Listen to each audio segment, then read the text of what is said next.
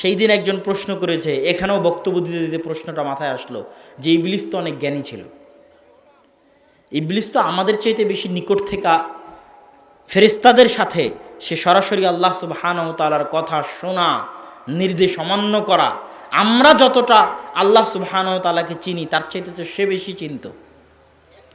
তাহলে জ্ঞানী যদি মানুষের হক পথে আসার মানদণ্ড হয়, তাহলে সে কেন হক পথে আসলো না? জ্ঞান হক চিনার মানদণ্ড। জ্ঞান থাকলে মানুষ হক চিনতে পারবে। ইবলিসের জ্ঞান ছিল কোনটা হক সেটা ইবলিস জানত। আরও যারা রাসূল সাল্লাল্লাহু আলাইহি ওয়াসাল্লামের যুগের মক্কার কাফের মুশরিক, তাদের কাছে জ্ঞান ছিল, তারা হক কোনটা সেটা জানতো।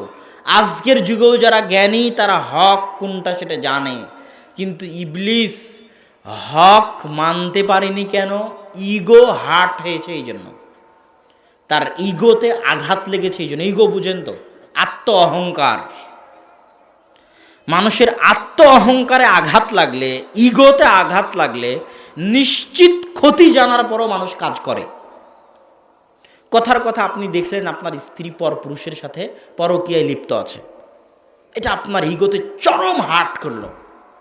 আপনি করলেন কি, ওকে কাটে ফেলে দিয়ে ওর লাশ নিয়ে থানায় চলে গেলেন, গিয়ে বললেন আমি একে হত্যা করেছি, আমাকে ফাঁসি দিয়ে দাও। কথা কি বুঝতে পেরেছেন? আপনি জানেন যে তাকে হত্যা করার কারণে আমাকে ফাঁসি হয়ে যাবে, কিন্তু আপনার ইগো এত চরম পরিমাণে হার্ট হয়েছে যে আপনি ফাঁসি বরদাস্ত করে নেবেন, কিন্তু তারপরে এটা বরদাস্ত করতে পারবেন না। তো ইবলিসের ইগো চরমভাবে হার্ট হয়েছিল, আত্ম অহংকার চরমভাবে আঘাতপ্রাপ্ত হয়েছিল। আমি এত জ্ঞানী, আগুনের তৈরি, আল্লাহর এত নিকটে, আর এই কয়দিন পরে আমার এত বয়স, কয়দিন পরে একে আল্লাহ সুবহানাহু ওয়া তাআলা তৈরি করলো, আমার কত পরে, তাকে বলে আমাকে আজকে সিজদা করতে হবে, এর চেয়ে জাহান্নামে যাওয়া ভালো। কথা বুঝতে পেরেছেন? তার ইগোতে হার্ট হওয়ার জন্য সে জাহান্নামে চলে গেছে, কিন্তু ইগো রক্ষা করতে গিয়ে সিজদা করেনি। তাহলে জ্ঞান পাওয়ার পরেও মানুষ দিনের রাস্তায় আসতে মানুষকে বাধা দেয় কি বলেন তো? অহংকার। কিসে বাধা দেয়? অহংকার। বাপদাদার যুগ থেকে করে আসছে। আব্দুর রাজ্জাক বিন ইউসুফের এই ফতোয়া দেখতে পাচ্ছে, বুঝতে পারতেছে ঠিক, কিন্তু এটা যদি মেনে নেই ঠিক, তাহলে ইগোতে আঘাত হবে। এই জন্য এই ফতোয়ার ঠিক মানা যাবে না। এই জন্য এখন ছোঁয়াচে রোগ আছে না নাই, করোনা ভাইরাস ছোঁয়াচে রোগ নয় কি না, এটা স্বচক্ষে দেখতে পাওয়ার পরেও, স্বচক্ষে অনুভব করতে পারার পরেও ইগো ঠিক রাখার জন্য কথা ঠিক রাখতে হচ্ছে। এরকম ঘটতেছে। তো সম্মানিত উপস্থিতি, আমাদের আজকের আলোচনার মূল বিষয়বস্তু হচ্ছে আমরা হক চিনতে পারবো, হকের রাস্তায়, সিরাতে মুস্তাকিমের রাস্তায় আসতে পারবো, চলতে পারবো কিভাবে। সিরাতে মুস্তাকিম হচ্ছে আল্লাহ সুবহানাহু ওয়া তাআলার পক্ষ থেকে পৃথিবীবাসীর উপর সবচেয়ে বড় দয়া। এই দয়ার প্রমাণ দেখবেন কোথায়? ইহদিনাস সিরাতাল মুস্তাকিম সিরাতাল্লাযীনা আন'আমতা আলাইহিম। হে আল্লাহ, দিনে 5 বার আল্লাহর কাছে দোয়া করছেন। বেশি গুরুত্বপূর্ণ না হলে আল্লাহ এটা 5 বার দিতেন না। যে সূরা সালাত নাই সূরা ফাতিহা ছাড়া, গুরুত্বপূর্ণ দেখেই তো এই কথা বলা আছে। আর সেই সূরা ফাতিহার মূল কথাই তো সিরাতে মুস্তাকিম। মূল কথাই কি? সিরাতে মুস্তাকিম। তো সিরাতে মুস্তাকিমের সঙ্গে আল্লাহ কি বলছে? সিরাতাল্লাযীনা আন'আমতা আলাইহিম। সিরাতে মুস্তাকিম তারাই পায় যাদের উপর আল্লাহর দয়া আছে। আর সিরাতে মুস্তাকিম তারা পায় না যারা অভিশপ্ত এবং যারা পথভ্রষ্ট। গায়রিল মাগদুবি আলাইহিম ওয়ালাদ-দাল্লিন। তাহলে আল্লাহর সবচেয়ে বড় দয়া সিরাতে মুস্তাকিম পাওয়া, সিরাতে মুস্তাকিমে চলতে পারা। এই দয়াটা চাওয়ার জন্যই 5 ওয়াক্ত সালাতে আপনাকে বলতে হচ্ছে ইহদিনাস সিরাতাল মুস্তাকিম। আর এই রাস্তায় তারাই চলতে পারে যাদের উপর আল্লাহ দয়া করেছেন। সিরাতাল্লাযীনা আন'আমতা আলাইহিম, তারাই চলতে পারে যাদের উপর আল্লাহর কি আছে? দয়া আছে। কোটি টাকার মালিক হওয়া আল্লাহর দয়ার পরিচয় নয়। 100 বিঘা সম্পত্তির মালিক হওয়া আল্লাহর অনুগ্রহের পরিচয় নয়। এবং বিপদে আপদে থাকা আল্লাহর গজব অসন্তুষ্টির প্রমাণ নয়। ইউসুফ আলাইহিস সালাতু ওয়াস সালামকে তার ভাইয়েরা, নবীর ছেলেরা কুয়াতে ফেলে দিয়েছেন। আপনার ভাইয়েরা কি আপনাকে কোনোদিন কুয়াতে ফেলেছিল নাকি?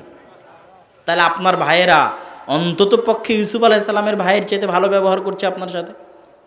তাহলে কি ইউসুফ আলাইহিস সালামের প্রতি আল্লাহর গজব অসন্তুষ্টি ছিল?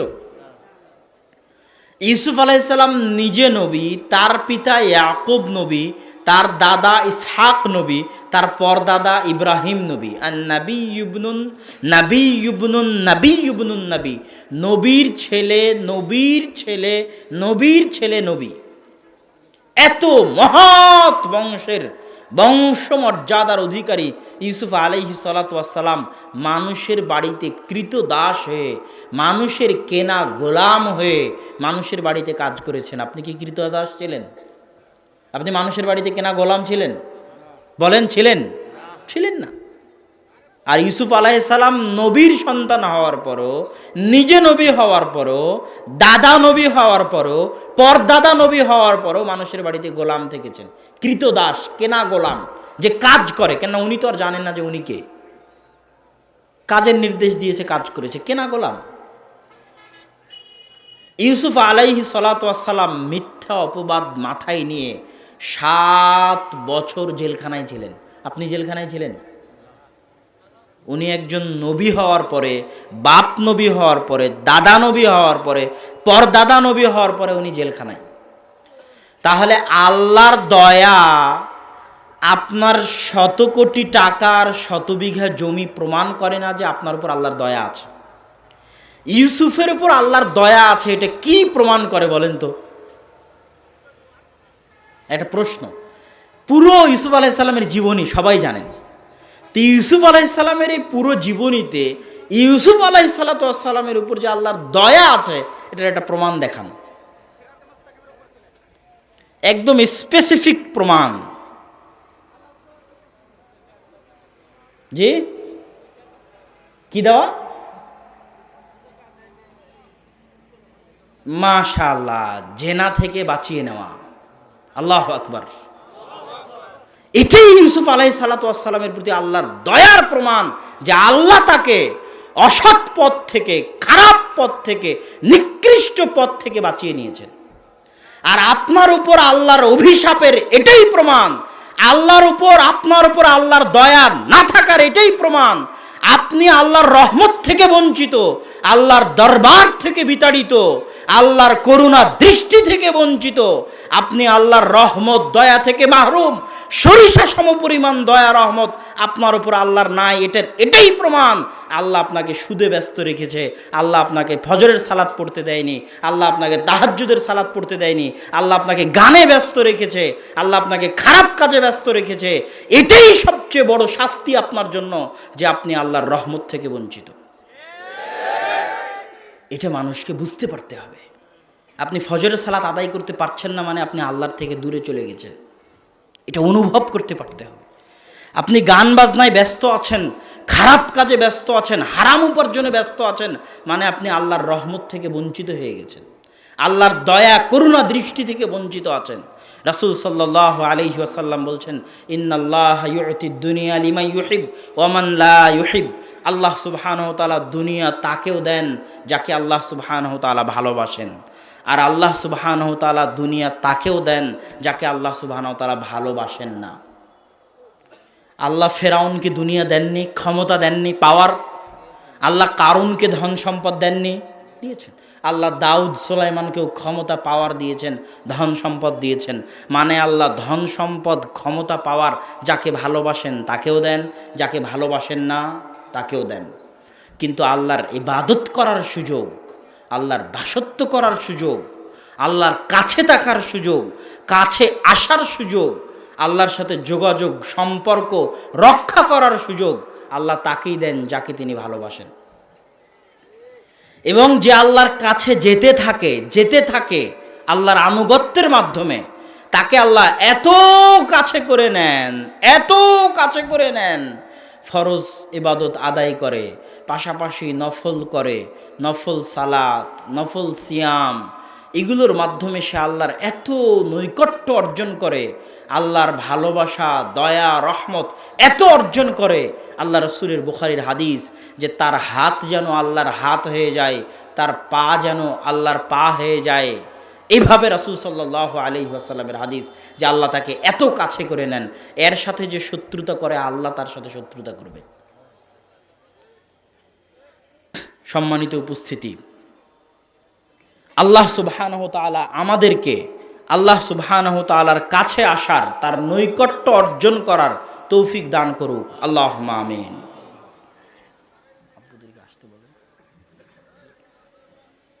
তো আমরা যে আলোচনার মধ্যে ছিলাম যে জ্ঞান, আমরা সিরাতে মুস্তাকিমে আসতে পারবো, হক চিনতে পারবো, হকের অনুসরণ করতে পারবো, প্রথম শর্ত হচ্ছে জ্ঞান।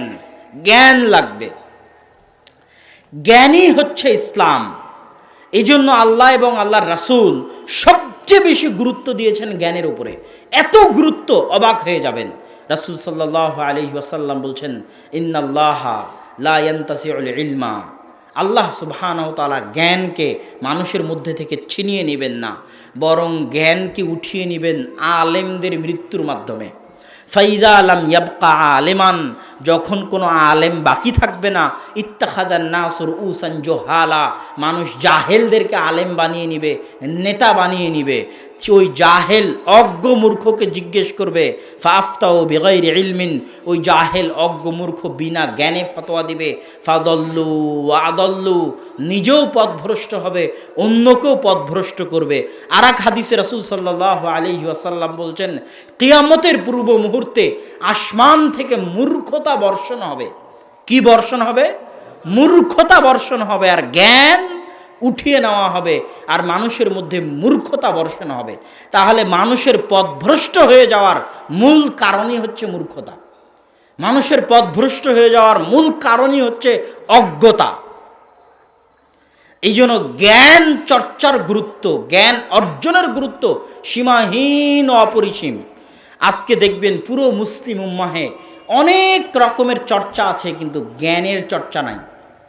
আপনাকে বুঝাই আমি, আজকের এই যে প্রোগ্রাম হচ্ছে, এরকম গোটা বাংলাদেশে এখন 50-100 প্রোগ্রাম হচ্ছে, আজকে হতে পারে সারা বাংলাদেশে।